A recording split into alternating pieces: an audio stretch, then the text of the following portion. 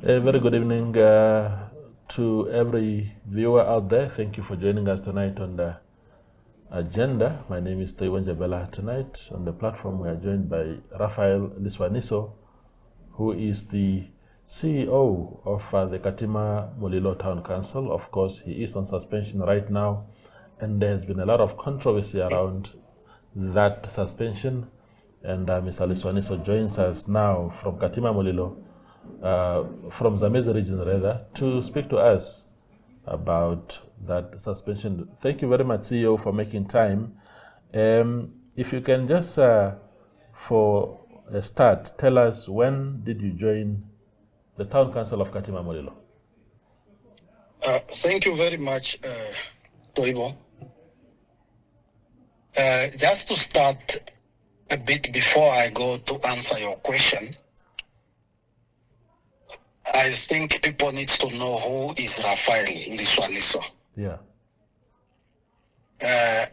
In the first instance, I'm a devoted Christian. I believe much in Christianity, and that's mostly, I depend my things on the Most High. The next thing is that I am not new in local authority. Before I came to Katima Mulilo, I worked in several sectors, starting from police service, correctional services. I joined government through National Planning Commission. I worked for National Planning Commission. And I joined Walvis Bay Municipality in 2010. After joining the municipality of Walvis Bay, the ministry recognized my efforts and most of the things that I've been doing. I've been involved in many changes in relation or transitions in relation to Ministry of Urban and Rural Development. This included the Code of Conduct for Councillors, the standing rules that were actually promulgated in 2015. I was involved in different personnel rules for local authorities, including the universal personnel rule that is still to be published, which is still with the Gazette. I was the mastermind behind the recruitment regulation for local authorities in Namibia, drafting up to the end of that specific recruitment regulations. I've been involved in also amendments to the local authorities. So I'm not new to local authorities. Professionally, I have a master's in business administration. I have an honors in LLB honors and several other qualifications. I joined the Katima Mulilo in 2017, August. That will be the 3rd of August. Okay. Yeah, my joining to Katima Mulilo actually was influenced by our mother, Comrade Shaningwa. Sophia Shaningwa. The competent SG of SWAPO. The reason why she actually influenced me to join the Katima Mulilo. Katima Mulilo was not in the right path. And due to my activities with other local authorities that I have helped so much in terms of transformation, she felt that it would be proper because Katima Mulilo was no longer having a CEO by then. It would be proper that I apply. In the first instance, I doubted. I did not apply, but there was no shortlisted candidates. The advertisement was done and I applied. I think during that time, both myself and Honorable Mutumba applied for the same position to this local authority. We were almost 7 people with high caliber. I think I was the underdog. But because of my experience, I came out competitive. And I was appointed. My being here is not out of controversy. There was a lot of issues even coming because my appointment to Katima, I supposed to be appointed and start in May. However, there were difficulties and resistance to actually bring me to Katima, of which some of the councillors have to go to the minister, Honorable Shaningwa, actually to try to stop my appointment. However, that did not succeed, and I was finally appointed, and I started on the 3rd of August. Okay. So yeah. No, thank you. So I assume that was a 5-year contract running until 2022 then. Yes. You got a renewal in 2022? Yes, I got a renewal in 2022. My renewal was very early because my renewal was supposed to be around July, but the council took a resolution in April to renew my contract based on the performance that I have performed. Yes, I want to tell you that most people might not see, but it's a very good thing to tell the people exactly what happened. When I came to Katima Mulilo was indebted. It was in debt. The liability of Katima Mulilo towards its creditors was around 250 million. That included NamWater at 64 million. It included the employees that were paid from the bank with an overdraft of 21 million. NAMRA with penalties was also around 70-something million. The remainder was other creditors. And I think around that time, there was a lot of garnish order against Katima Mulilo, where vehicles and other things were supposed to be taken. I negotiated my way through that. And I can assure you that until 28th of October last year, Katima Mulilo was only with current liability. The only old liability that we had was a 7 million for NAMRA. That means NamWater and every other creditor were paid. While we were struggling financially, I was so prudent that I was able to pay all those debts and relieve Katima Mulilo from it. We were aiming that by December last year, Katima Mulilo was supposed to be debt-free. I introduced the prepaid water meter with NamWater, which was very commendable. But you find that my uncle did not even touch on that, even to commend me for what I have done, compared to other local authorities. What did I do in the last 5 years prior to this second term? I found Choto was not having, it was having muddy roads. In the midst of financial constraints, we were able to build 3 roads, bitumen standard, in Choto, and one which goes to Mafuta. I negotiated with Roads Authority and they come on board, and we built those bitumen standard roads. 3 of them, one going to Mafuta. While we were in the midst of financial constraints, I also led the building of the Rifasi Road, where we make that road as an interlock, and we have a dual carriage road on Rifasi Street, the first one in Katima. For that matter, it's complete. It's 900.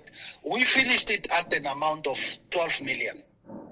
You need to understand interlock here is very expensive due to the fact that the landscape and the soil is very soft.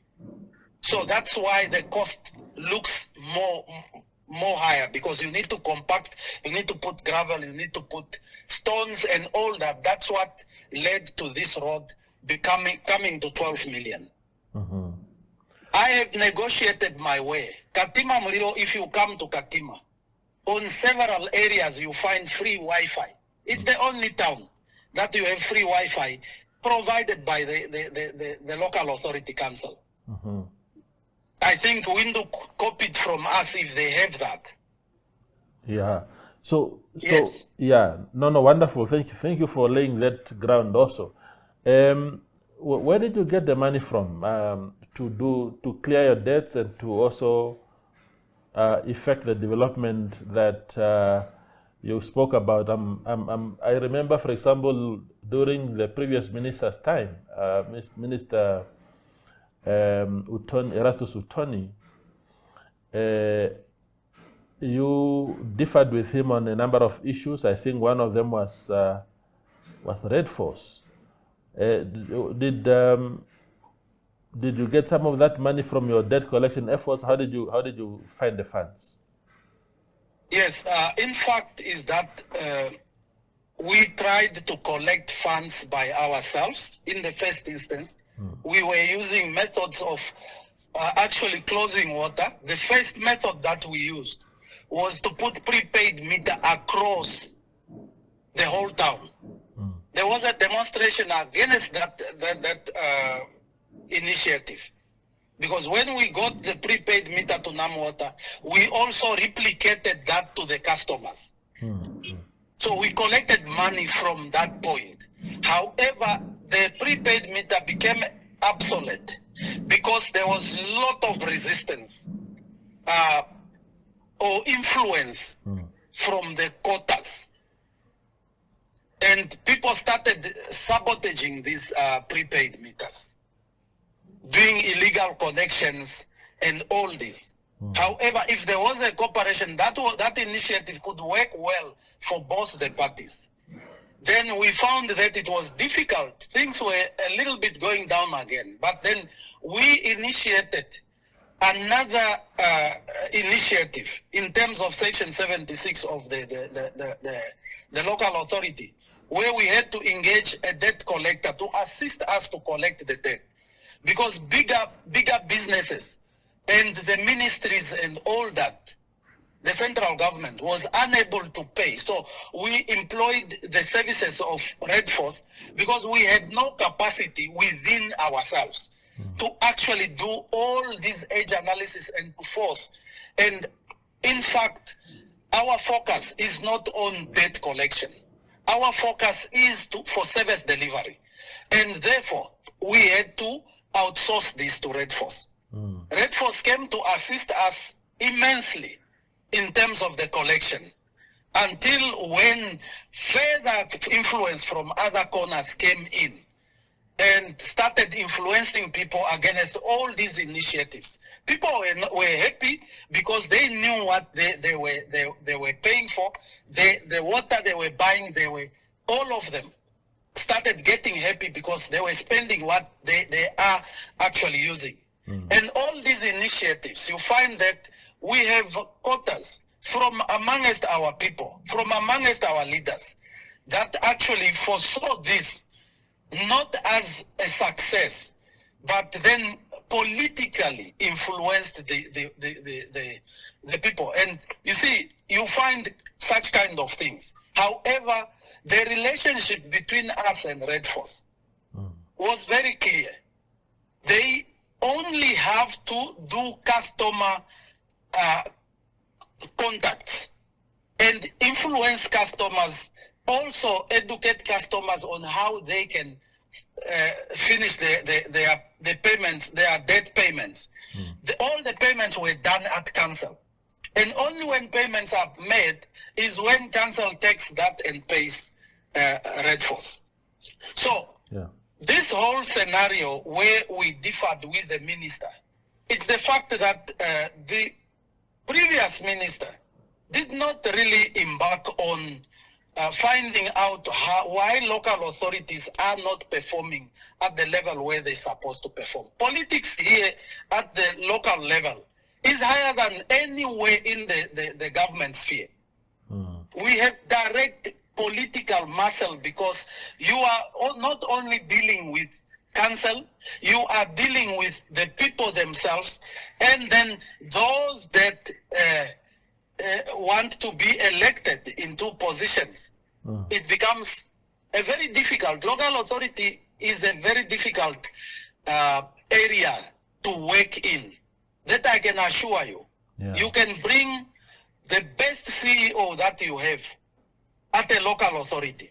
I can tell you that some will not stay because you need to grow a crocodile skin to actually become a CEO. That's one of the qualities that you need to have. Yeah. Because you are saving people that are directly politicizing things against you. You are supervised directly by politicians who have got their own interests and directly on the grassroots.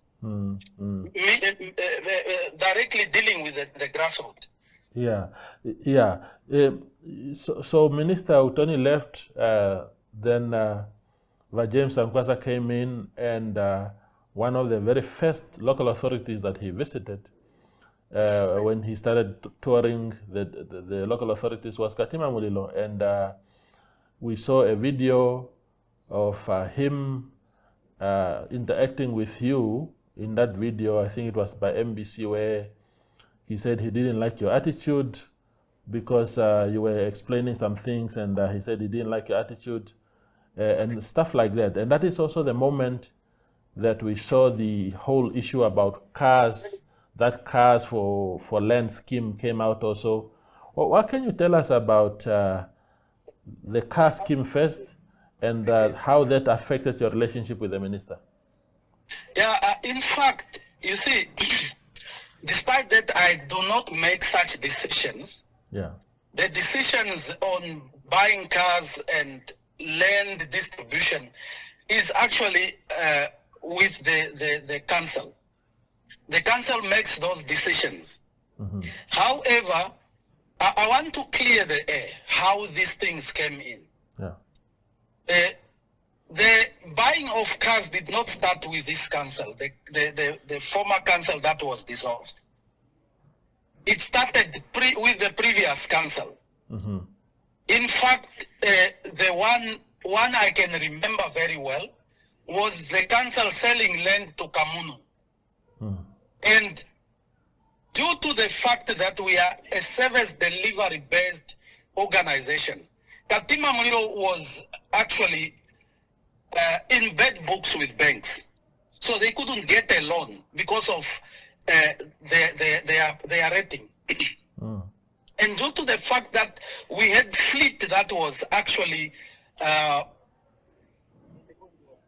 getting worn out, this council took a resolution to sell land to Kamunu, where they give a discount of 50%, and they said what remains, he can bring in cash or he can buy a vehicle. But both of them had value. The land had value, and to that value they said that instead of him paying the money, because during that time, Toivo, I can tell you that we were struggling with NAMRA.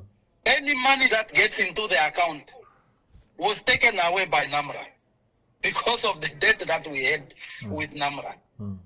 Despite we had an understanding with them, however, that was the issue that was going on. And that decision, when it was taken, in fact, I was also on leave, there was an acting for that vehicle. So it was taken and council approved that. There was no problem because these people discussed with the minister. The minister then were not having any problem with this type of transactions. So the new council came in, and they came to face the same problem because the Kamunu issue was not yet completed. It was still to go to the minister and all these things. The new council came in, and the old council went. They faced the same problem of service delivery because we had no vehicles. We had to use customer vehicles to load our employees. When they load the employees, they go and leave. Once the employees finish doing the work, they leave them in the bush. And this infuriated the councillors and the community themselves. And the fact that we're supposed to buy cars, however, we were not having credit facilities with the banks. The councillors went to Windhoek themselves and they met Honorable Tony. This is the message that Honorable Tony told them. Use your common sense. You must use your common sense. You have land everywhere. Why are you struggling to get vehicles and all these things? Sell the land and get the vehicles and all that. And there were letters from the ministry saying you cannot sell the land. The land cannot be approved by the minister before it's serviced and planned. These questions were asked. And he answered them. I am the minister. You can engage those contractors or developer. You pre-approve them to say they plan, they put everything, and you deduct that money from the land that they have serviced. This was said, when politicians are sitting, when these things are said, it's taken as political, but it's not put in writing sometimes. And because of the relationship that you are having with that politician, things ends there. And when it came here, the issue with the land of risk-based solution was not council that initiated that. It's a private treaty where the developer came to offer council to say that obsolete land, which is waterlogged, can you sell it to me? And I'm ready to offer you how much? Which council had no intention to sell, in fact. And that was money. But what happened is that they approved the offer at 1.2 million to say, we are in agreement with this offer you are giving us. We don't have a problem with this offer. Please go ahead, but know that that area needs to be planned. And for the minister to approve, we have this letter. Only when it's planned and all the things are registered is when you can get the approval from the minister. So that means the process was still underway to go to the minister then. So this land was having value. Now, because of the struggle that the council was having, the councillors advised each other in council and they resolved that, no, we don't want this money to be paid into this account because immediately it's paid, NAMRA will take it. Now, how do we do it? We can't put it in any account. So what we are going to do, they resolved now that instead of him bringing that money to Katima Mulilo, because it will be subject to tax and all that, let him buy vehicles to the value of the amount that was given. So this is what happened. So the value was there, but the council decided that because we don't have fleet, let us get, this is an opportunity. So they got the fleet. That was the other one. The other one was for Dr. Combo. Because these things are not being told the way they are. Dr. Combo was not sold land or bartered. It is a joint venture which council resolved to enter into a joint venture with the developer. The developer develops, council gives this land, and out of that, council was having a 15% of the profit of anything that this developer generates. And in that resolution, council resolved that everything, the profit that will be found from here, will be invested back into the public community, mostly to the vulnerable. That was the plan. And all this needs to still go to the minister for approval of the joint venture in terms of section 30, subsection 1V. So it's supposed to go for approval for a joint venture.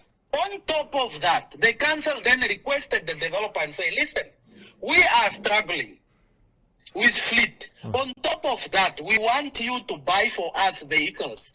These vehicles are not in relation to the land. we want you to do a social responsibility. So the vehicles that were bought by Dr. Kombo was for a social responsibility, not necessarily related to the land. It was just included into the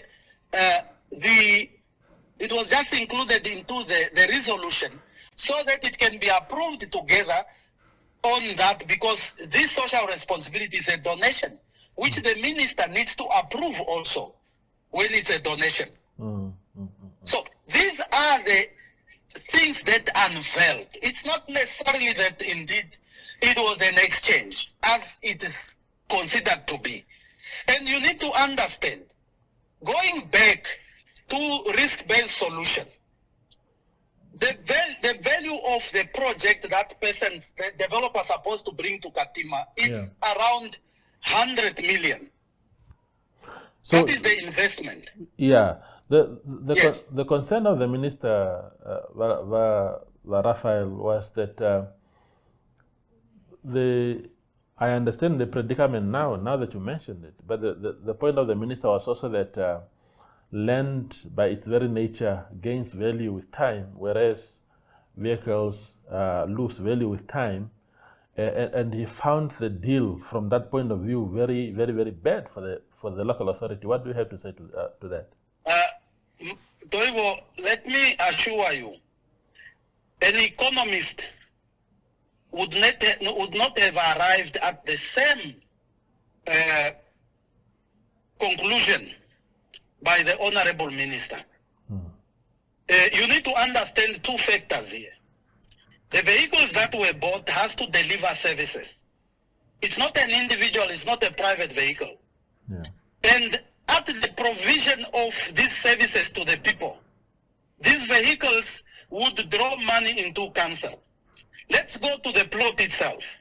The plot is a council, it's within council, and it has to pay rates and taxes. At the investment, I said 100 million, but I want to put an apology. The investment is 30 million.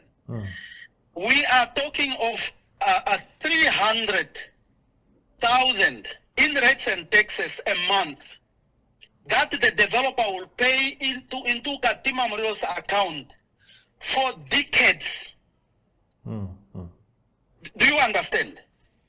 When we are talking about the value of land and value of vehicles, we shouldn't make that comparison only from one single factor. That is depreciation.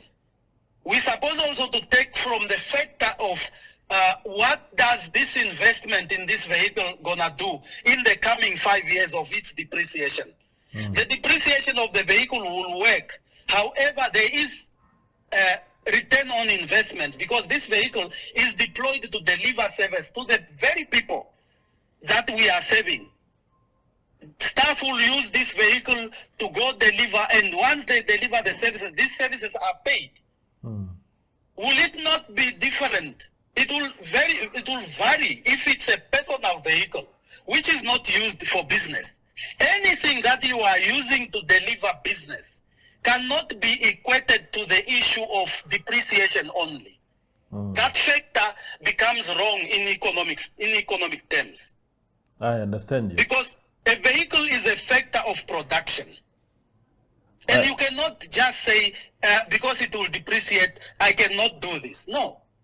We need to look at the factor, the investment, the methods of production. In terms of the local authority, we are delivering services, and our services needs to be delivered as having transport. If we don't have transport, we are actually risking not to provide services to the people who are paying for those services. In 5 years, this vehicle could have saved almost around 45,000 people. And those 45,000 people are putting how much amount? Around 3 million per month. I understand. Into the council coffers using this same vehicle. So there is a little damage, mostly when we are using business terms without actually finding the mitigation point or the mitigating point of view. I don't have a problem with the understanding of the Honorable Minister. That's how he understood it. But from me, from an economic perspective, Yeah. my first degree, in fact, was a BCom. So I understand the economic issues.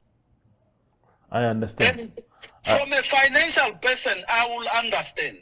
From an HR perspective, I will understand, because these are not things that they see as things that are working together. But however, what I'm telling you, the investment that was in risk-based solution, once that thing is built, we are having, council starts to generate funds. Within a year, council would have generated more than 1 million that was initially invested, 1.2 million over those vehicles within a year. If we talk about 5 years of these vehicles running, how much do we talk, Toivo? We are talking about 60 months times 300,000. You will be way beyond what you have invested in. I understand. And these are things that we need to look at. I am a CEO. I'm not talking from a political point of view. I understand. So yes, I really respect the minister to how he has seen it, but there was no proper engagement for us to have a platform between me and the minister as a CEO to lay the ground bare. I think if we could have that proper platform that we sit, he is my uncle, he is my elder, if we could have a proper platform to sit, I could have relayed this, despite that he was dissatisfied with the mechanisms that we have used. But he could see the brighter part of this whole exercise. I understand. So just the last point on that, Raphael, the last information I got regarding that matter was that Minister Sankwasa had ordered the reversal of that deal. He was threatening even court action and stuff like that. How did that matter end? Or is it still going on? What is the status? Yeah, Toivo, the minister ordered, he directed that the vehicles needs to be returned. The directives were received. Council got their opinion from their lawyers. You need to understand in the first instance, a council resolution cannot just be reversed by the directive from the minister. It involves a lot of legal battles. And even him, the minister, I think he is in the know, because he have got legal background, mostly having been an expert in HR, is that once a council have taken a resolution, if you reverse that resolution, you need to take it to court to adjudicate it, because one cannot revisit his own decision. You understand? You become functus officio to your own decision. You have resolved, and someone else needs to do that. But the reality is that the minister can give directive, but the reversal part can only be done through courts. And I think if you are reading within the vines, you will find that these people have challenged the minister, and this thing is before the court. And the vehicles are still here around. So you can see the impact that this thing will bring. We don't say these people will win or the minister will win, but you need to understand that it will involve costs. There are legal costs that are involved, and those are the issues that we are talking about. The directive was given. Yeah. Yes, the council, I may say, they did not defy. They wanted a good platform for them to go and reverse all these things. They need to engage these people. But then the time took long that the minister felt that the council defied his directive. They wrote to him to request time on to actually engage and all that. But the minister felt that no, this was a defiance. In that right, he took his decision in terms of Section 92. It's his right. It's within his right. He has given that directive, which directive was implemented against the councillors. Mm-hmm. Yes. Is that what led to the dissolvement of the previous council? It was most around those issues that the minister felt that he was being defied, and therefore he pulled a plug on them. Yes. Okay. Let's move on. Let's talk about your suspension in October last year. Who suspended you? On what basis? I would say when the council was dissolved, remember, I was part of that council. Yes. The accusations and everything for that council also befall on me. However, you need to understand that the minister could not act straight on me because there was still a boundary between me and him. Yeah. So when he took over, he appointed his representative. And I can assure you,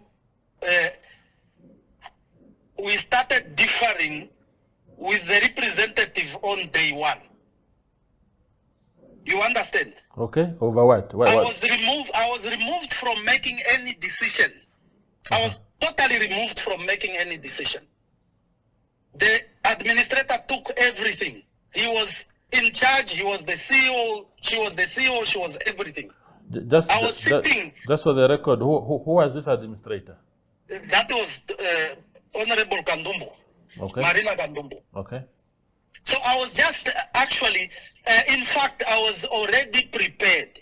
When the councillors went, I was already prepared that the next in line is myself. And I did not miss that. I prepared myself psychologically that this is coming on me. Based on the differences between me and the Honorable Minister, which you saw, which was on the video. One of them, you can remember, it was on the issue of Red Force, and several others that I don't want to deal with, but I deal with those that came into public domain. But these differences, I don't think they set well with the Honorable Minister, because you could see the hostility of the minister's representative when she came in. I have to be removed. The new staff were organized. Meetings were held. Sometimes I'm not there. When the auditors came, I was not informed as the CEO that there will be auditors that are coming to audit Katima Mulilo. And there were instructions that I was given, seriously unlawful instructions, that I rejected to take because they were unlawful.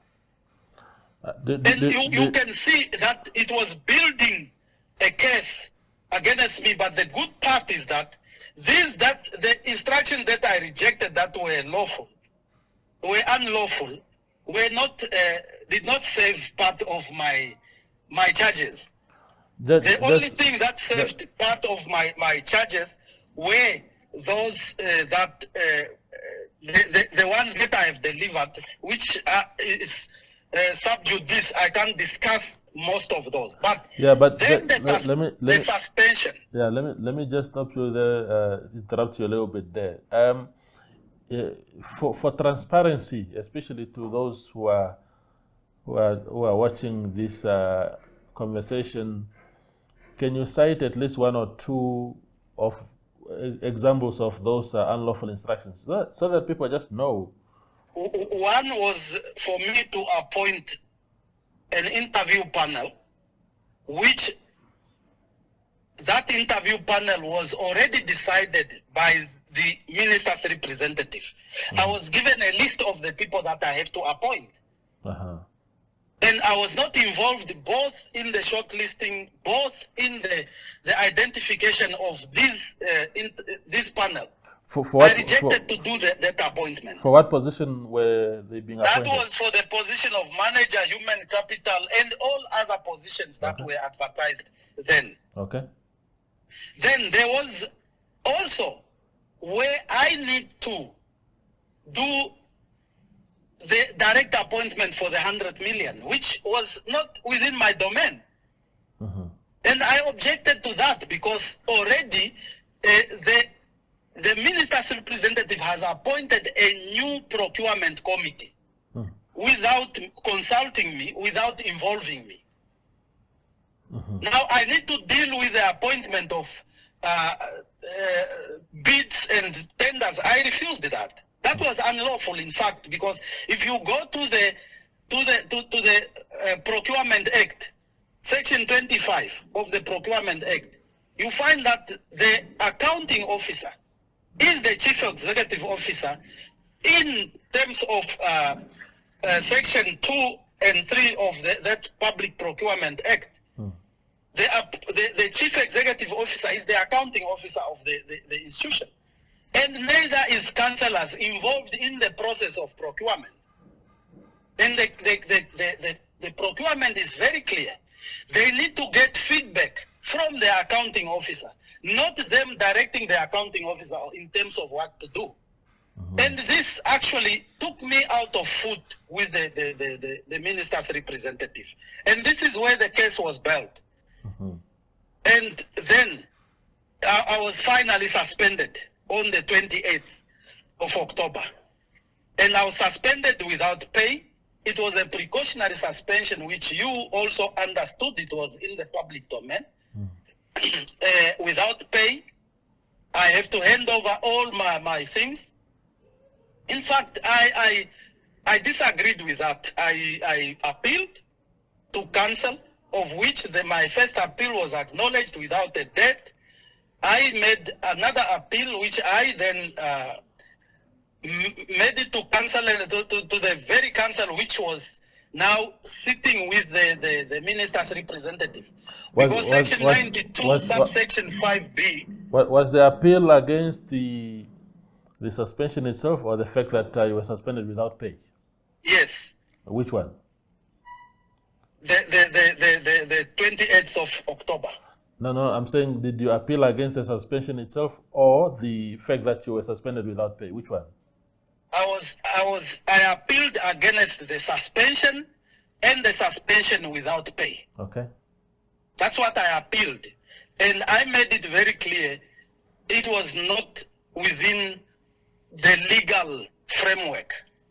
I was not given a chance to be heard. Fine, that is not the problem. However, the council itself, which was now the council, was Honorable Marina Kandumbu. She was the council then. She's supposed to have followed all the procedures as provided for in Section 92, subsection 5B. When she's appointed, she needs to implement all the functions. Where are the functions of council? You find functions of council within the Local Authority Act, and that does not preclude her. And we cannot say there was no council. Herself was closed with authority of council, so she became the council in the legs of the absent council. So she's supposed to exercise the functions of the council. Therefore, that is what my appeal was, but that was not listened to, and I took the appeal. It became a dispute. I actually referred the dispute to the Labour Commissioner, which we actually contested, and successfully we were given an award. I don't hold a grudge on anybody. Whenever you deal with the law is the one that talks. We shouldn't hold grudges against each other in that manner. If somebody has acted otherwise, there is a competent court or a competent tribunal that will then justify your dispute and say, no, who was wrong? So it was found that the Katima Mulilo Town Council was actually violated the law, even its own policies. And so all my claims succeeded, and the award came out in my favor. Okay, so that was Is that is a separate hearing from the internal disciplinary hearing itself, or is it the same thing? No, because by the time I was suspended for precautionary purpose. Yes. There was no misconduct against me. There was no charges against me. The suspension was actually to not interrupt the investigation, the fourth, because the letter was saying forthcoming investigation. Mm-hmm. I had no problem with that. It's just an understanding. The forthcoming investigation, I think it was completed because I was served with the purported charges on the 18th of December, 2025. That means the investigation was done and I was served with the charges, and we exchanged the disclosures and everything during that time. As far as I am concerned, the disciplinary hearing, we did not actually, despite that we had preliminaries that we have challenged before the chairperson of the disciplinary inquiry, which rulings were made. In fact, that, like I said, it's sub judice. I can't discuss most of the things at the disciplinary inquiry. The disciplinary inquiry is still ongoing. Yes. Yes. But then there was the issue of, I mean, we read in the papers that you challenged the very basis, the very existence of those charges, because your argument was that they have no basis in law whatsoever. Is that what eventually also then led to, what was the outcome of that process? In fact, the process went against us. I must say that it went against us to that from that chairperson. There was also a launch for his recusal. It went against us, but we are actually building a case out of that. That's why I don't want to go much in details in that sphere. Yeah, yeah. So we are told that there was now you spoke about some challenges that you lost, including the battle to have the chairperson recuse himself or herself, but you eventually were found not guilty, or you sort of eventually you emerged, and we expected that you'll be returning to your work, but I'm speaking to you now. As we speak, you are still not at work. What is happening here? Yeah, in fact, is that after the arbitrators award, that was on the 8th. I received the award. I think we were given it around 3 o'clock on that 8th of April. Yeah. When it was given to us on 8th of April, council received it also. That is the other party to the dispute. They also received it. The next thing that I got was that I was suspended on the 13th of April. A recommendation was given to the minister. I don't know whether that recommendation went to the minister, but I received a letter from the minister, which was given to me by the deputy mayor. Yeah. On that Monday. I actually went back on the 9th to work, but I was not allowed to get into any office. I was just sitting within the foyer. And there were council meetings that were flying around and so forth.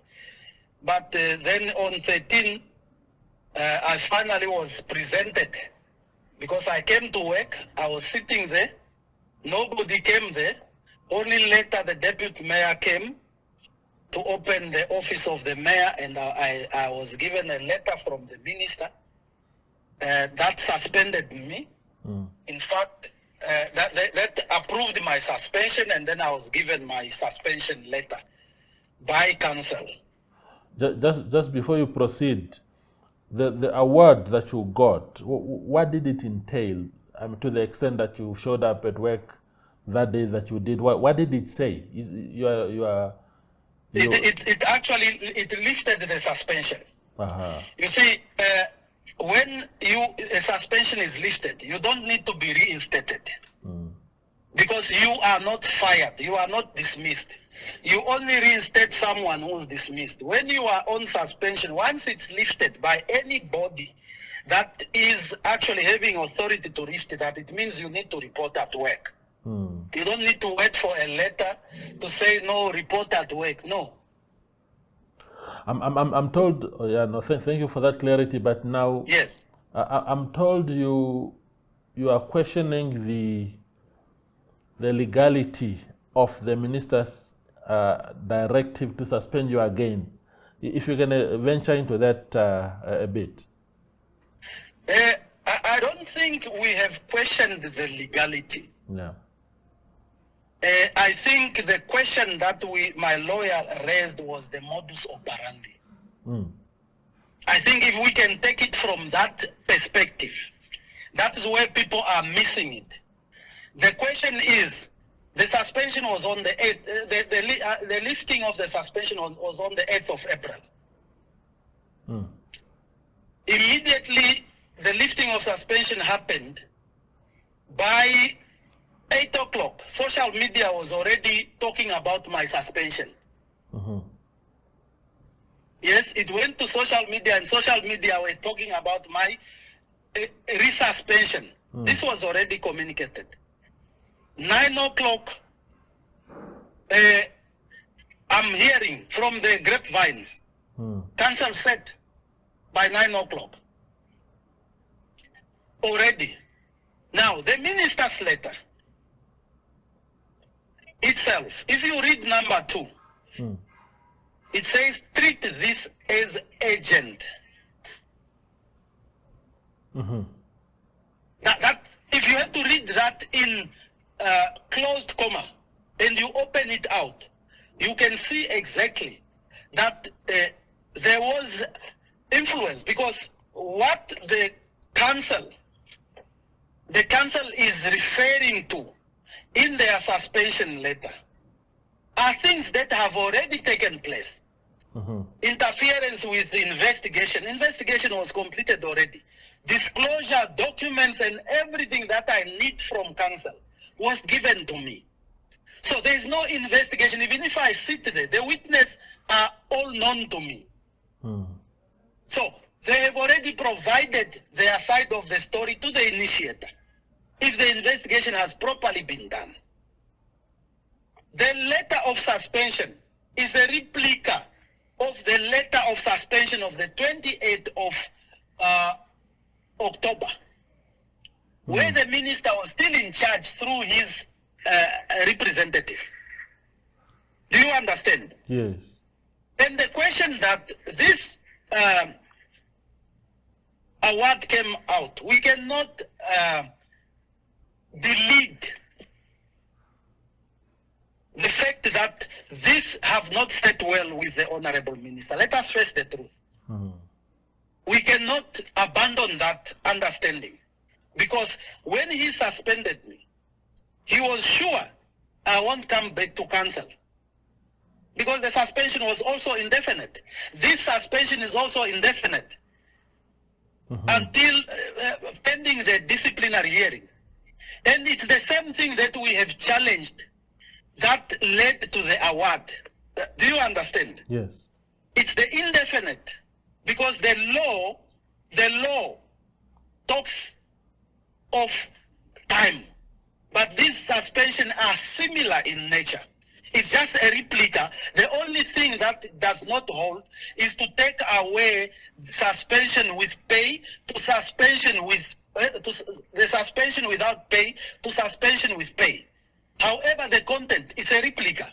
And the only thing that council did not bring is to say I must appeal. So the letter, the formation of the letters are similar in nature. So you can see exactly, we are not challenging the legality. The minister is actually having the legal mandate to approve a recommendation. But the minister cannot mero muto. This is what my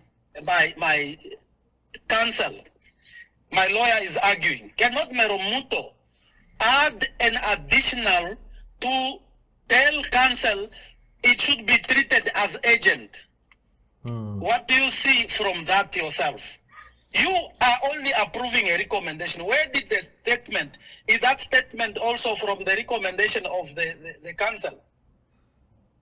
Yeah, you earlier said, and we are about to finish the conversation now because of time, but you earlier said the reason why the minister couldn't suspend you when he dissolved the council, the previous council, was because there is that layer between him and you, which is the council. But now, somehow, I was saying in this case, it was the councillors who recommended your suspension, and he simply approved, because surely he doesn't have the direct. I'm still disputing that, Toivo, because I haven't worked with these councillors. Yeah. I have not dealt with them. I was never on the table with them. They have never called me.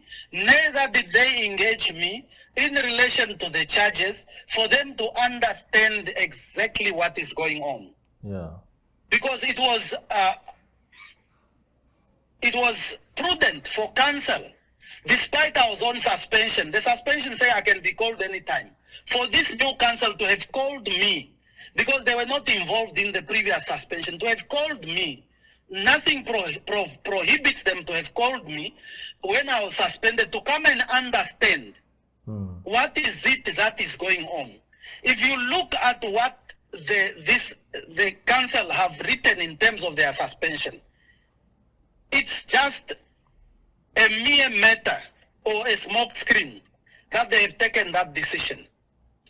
Because what are they protecting?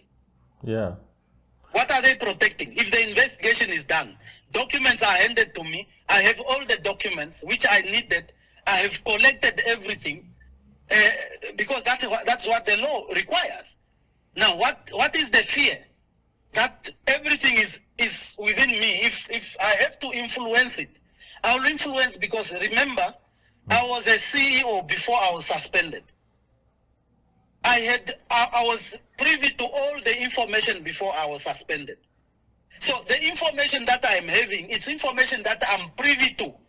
If there are new information, it becomes actually a violation, because if there is other information they are protecting that they are going to use against me. Yeah. Already it shows that whatever was disclosed to me was not all the documentations. Do you understand, Toivo? I do. In terms of the law, when you have disclosed to the other party, you disclose faithfully. In faith, you disclose everything. So if counsel is still having a fear for me in counsel that I might interfere with the ongoing disciplinary hearing, it means there are still valuable information that is still within counsel that they want to use to ambush me, that actually makes me not to be provided, because it's within the employer's right and obligation to provide me with enough facilities to prepare for my defense. If there are statements from witnesses, those are supposed to be disclosed with me because the investigation has closed. There is no difference between this tribunal and the courts, how they operate. Once investigation is done and trial starts, the legal practitioner is having the right to disclosure. Even the accused is having the right to disclosure. I understand. So when counsel is saying they still fear I might interfere with the ongoing investigation, it means, why did the disciplinary process start if there is a fear that I will interfere with ongoing investigation? So there are still investigations that are still going on, which the council did not even provide in their letter. They are saying it's a precautionary suspension, it's not a misconduct, it's not a charge against me. Yeah. Do you see? Why I'm saying it's a replica, that this council is acting on a stead of somebody. I understand. Not from their own application of mind. I understand. Therefore, yeah. the current suspension is influenced from another court. I understand, my brother. No, I think you've done justice to the conversation, by Raphael.